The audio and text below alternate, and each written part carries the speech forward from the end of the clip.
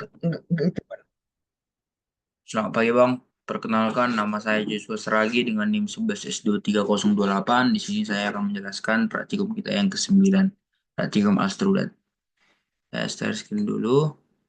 Nah, yang pertama praktikum kita yang 9 ini berjudul Basic and Advanced Search. Nah, di sini tujuannya mahasiswa mampu memahami dan mengimplementasikan algoritma sorting dasar dan lanjutan. Lalu di sini kita dikasih basic sort, bubble sortnya. Lalu terakhir kita diberikan tantangan praktikum yaitu bubble sort, linked list, dan double sorting. Nah, lalu kita masuk ke code-nya saja. Nah, berikut adalah code yang saya buat. Nah, yang pertama basic sort Java. Nah, basic sort Java ini adalah yang pertama ini package. Nah, package-nya ini agar kita tahu ya, seperti biasa kita tahu dia file dari mana. Ini dari fdel dan ifs 028. Nah, di sini yang pertama basic sort. Nah, kelas basic sort ini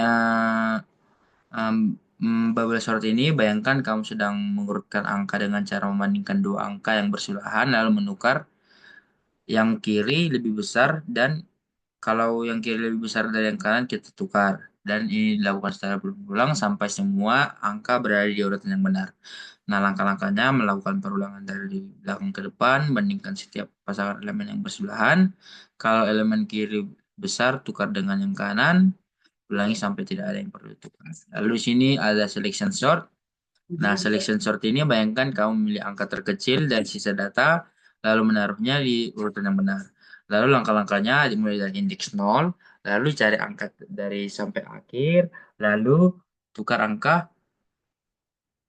lalu tukar angka terkecil itu dengan angka yang ingin semua. Lalu lanjut ke indeks 1 dan ulangi sampai akhir. Lalu selanjutnya itu inserting sort. Lalu insert sort ini bayangkan kamu sembunyikan kartu satu persatu di tanganmu. Setiap kartu itu dimasukkan ke posisi yang tepat di antara kartu sebelumnya. Nah, di sini yang- lalu jadi kalau metode bubble sort itu gaya sortingnya itu menukar elemen yang bersebelahan baru cocok digunakan untuk data kecil dan sederhana. Lalu selection sort itu pemilihan elemen terkecil, lalu cocok untuk mudah dipahami. Lalu insertion sort ini sisipkan elemen di posisi tepat dan data hampir terus. Nah, selanjutnya kita masuk ke link list Java dulu ya. Link list Java ini yang pertama uh, struktur datanya ini ada class node. Di sini buat node head, kepalanya, tail, ekornya, dan length itu panjangnya.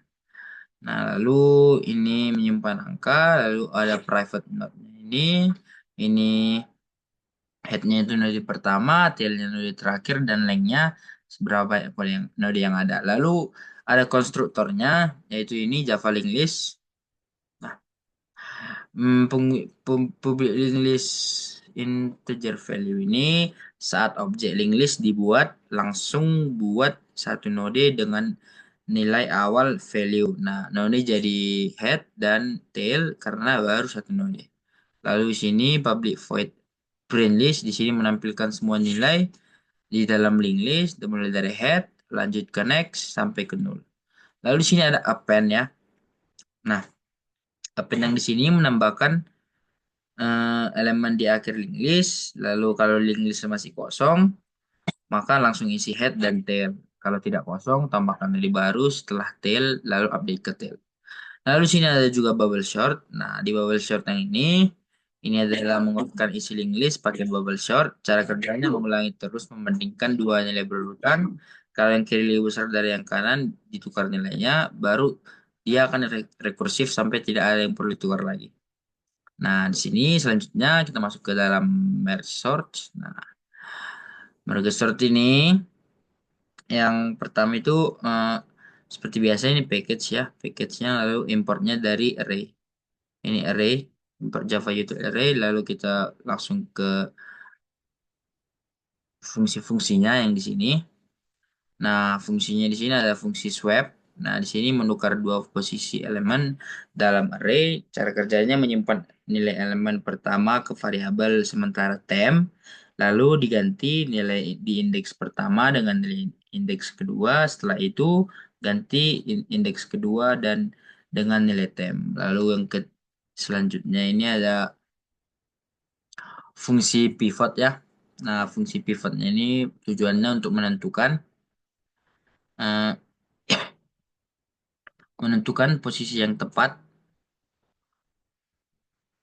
untuk sorry menentukan posisi ini pivot ini menentukan posisi yang tepat. eh, Nah, menentukan posisi yang tepat untuk elemen pivot sehingga elemen di sebelah kiri lebih kecil dan di sebelah kanan lebih besar. Lalu langkah-langkahnya menginisialisasi mulai dengan swipe index sama dengan pivot index, lalu dia akan membuat loop ini for if. Di sini membandingkan setiap elemen dari pivot index sampai sebelum end index. Jika nilai elemen lebih kecil dari nilai pivot, maka naikkan swap index dan tukar elemen tersebut dengan elemen swap index. Nah, di sini swap akhirnya ini ditukar elemen pivot yang awal itu dengan elemen swap index agar pivot berada di posisi yang benar. Lalu kembalikan swap index yang merupakan akhir dari pivot. Lalu yang ketiga ini quick sort helper ya. Di sini ini rekursif juga yang memecah array menjadi bagian-bagian berdasarkan pivot yang diurutkan. Lalu di sini cara kerjanya ini ada kan left lebih kecil dari right. Nah, berarti itu jika ada lebih dari satu elemen yaitu left kurang dari right, maka panggil fungsi pivot untuk mendapatkan fungsi posisi pivot yang tepat. Lalu dia akan melakukan rekursif dengan mengurutkan bagian kiri array dari indeks left hingga pivot index. Lalu mengurutkan bagian kanan array dari pivot index plus 1 hingga right. Nah, di sini ada fungsi quicksort juga. Nah, fungsi quicksort ini titik utama masuk program untuk melakukan mengurutkan array. Nah, di sini kita parameternya ada quicksort, lalu leftnya sama dengan 0 ini indeks pertama, lalu yang itu ada right sama dengan data length. Nah, di sini adalah indeks setelah elemen terakhir. Nah, di sini kita masuk ke file selanjutnya, student Java. Dari student Java ini package seperti biasa, lalu langsung saja ke public class student. Nah, di sini mendefinisikan kelas yang bernama student. Lalu di sini ada public class name. Tunggu ya, name dan score. Nah, di sini yang name ini menyatakan variabel name yang bertipe string untuk menyimpan identifikasi mahasiswa. Lalu publik ini berarti variabel bisa diakses dari luar kelas. Lalu ada string name yang menyatakan variabel nama untuk menyimpan nama mahasiswa. Lalu ini publik double score.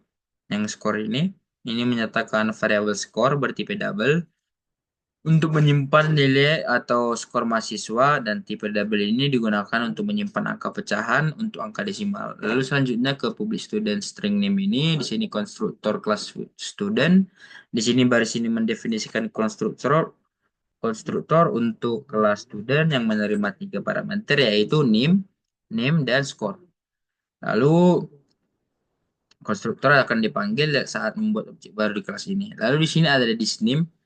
Disname ini adalah nilai parameter name yang diterima konstruktor akan disimpan ke variabel name yang memiliki objek yang bersangkutan. Lalu di sini keywordnya ada dis.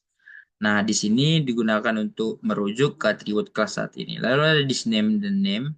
Di sini ada nilai parameter name disimpan ke atribut name. Lalu ada di score. Nah, di score ini nilai parameter score dan disimpan ke atribut score. Lalu selanjutnya di sini kita masuk ke dalam public string to string ini.